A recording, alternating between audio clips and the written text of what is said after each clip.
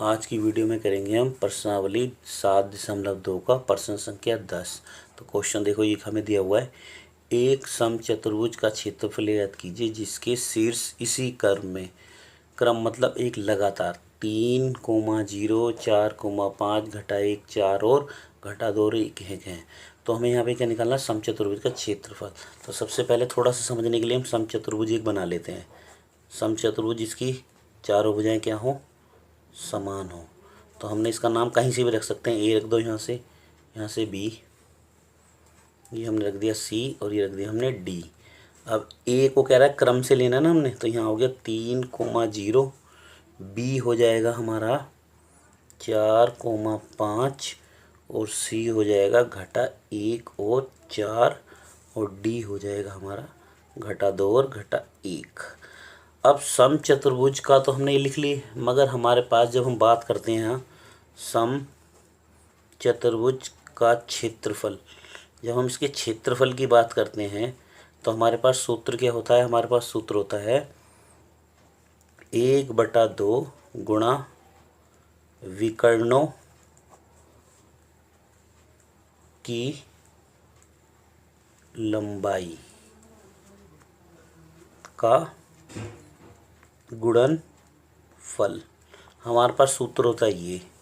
तो अब हमें यहाँ बात आती है, इसमें हमें विकर्ण यानी हमें ए को सी से मिलाना पड़ेगा और बी को डी से मिलाना पड़ेगा। अब हम इन्हें विकर्ण की गुणनफल की लंबाई कैसे निकाले? अब हमारे को ये देखना है, हमें निर्देशांक तो निकालने नहीं है, तो इसलिए हमारा मध्य बिंदु वाला सूत्र तो लगेगा नहीं। अब दूसरा सूत्र हमारे पास क्या है? विभाजन। वो जब लगता है जब अनुपात हो, तो यहाँ अनुपात भी नहीं है।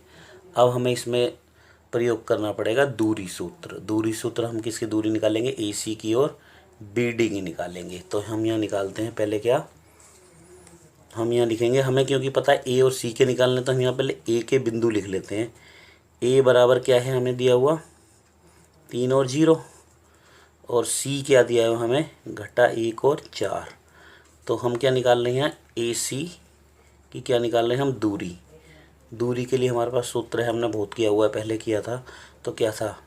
x2 घटा x1 की घात 2 जमा y2 घटा y1 की घात 2। अब देखो, ये हो गया हमारा x1, ये हो गया हमारा y1, ये हो गया x2 और ये हो गया हमारा y2। अब इस सूत्र में हमने इसे भर देना है।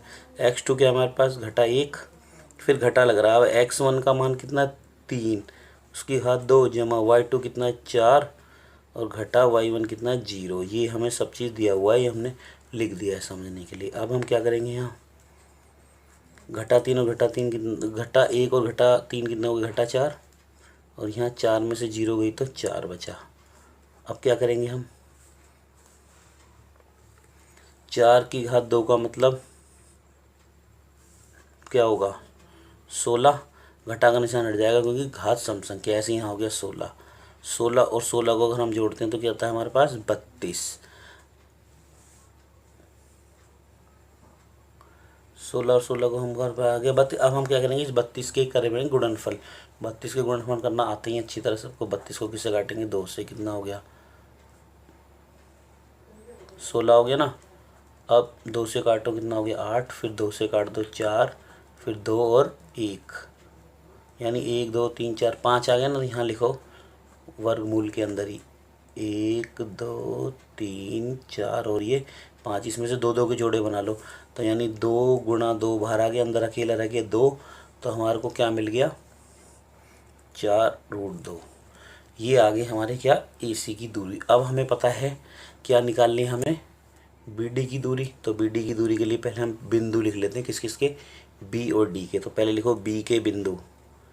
बी के बिंदु दिए हमें 4 और 5 और डी के बिंदु हमें दिए हैं घटा 2 और घटा 1। अब बस, अब इसमें हम क्या निकाल रहे हैं? B D. बी डी की क्या निकालने हैं हम? दूरी। तो दूरी लगा दो सूत्र पहले,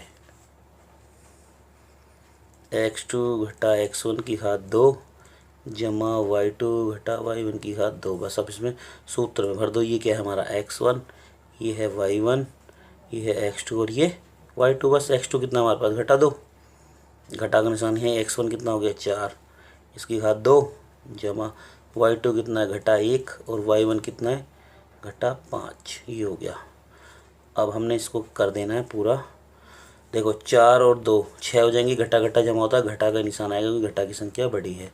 ऐसे ही ये कितना हो गया, घटा 6, इसके जो घात 2, क्योंकि इनके ऊपर घात 2 है इसलिए इनके ये जो घटा के निशान हट जाएंगे। 6 की घात 2 का मतलब 36, 6 गुना, और ऐसे ही इसका 36। अब हम 36 और 36 को जोड़ते हैं तो आता है 72।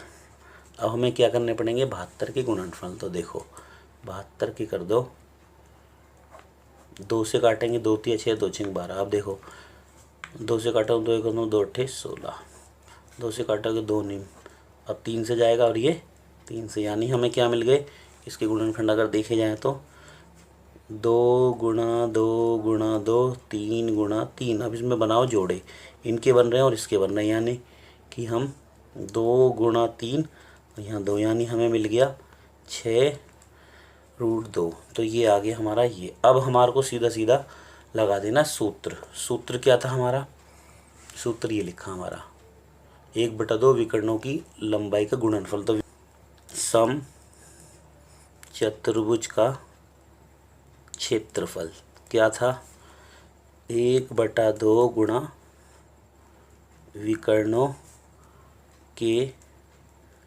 लंबाई का गुणनफल, ये था हमारा। अब देखो 1/2 तो ऐसे है ही गुणा, अब विकर्णों की लंबाई हमने क्या निकाली, पहले की निकाली हमने 4√2 और गुणा दूसरे की हमने निकाली 6√2। अब देखो इससे काट दो, इसको ये आ गया 2। अब हमारे पास बचा 2√2 गुणा 6√2। अब इसकी हमें गुणा करनी, यहाँ थोड़ी दिक्कत आ जाती है बच्चों को। तो देखो जब अंदर हमारी अंडर रूट के अंदर एक जैसी संख्या हो, पहले इसको लिख लो 2√2 6√2। देखो अंडर रूट के अंदर एक जैसी संख्या हो तो वो तो आ जाएगा वही 2 संख्या, तो 2 आ गया, यहाँ 6 और 2 की गुणा करेंगे तो 12 और 12 दूनी 24, तो हमें ये मिल गया। तो हम यहाँ क्या लिख देंगे 24। अब क्योंकि हम क्षेत्र निकाल रहे हैं तो यहाँ लिख दो वर्ग इकाई। अगर सेंटीमीटर दिया होता तो सेंटीमीटर लिख देते, वर्ग सेंटीमीटर, इस तरीके से, ठीक है ना। तो इस तरीके से हमारे प्रश्न होता समाप्त। अगला प्रश्न हम देखेंगे अपनी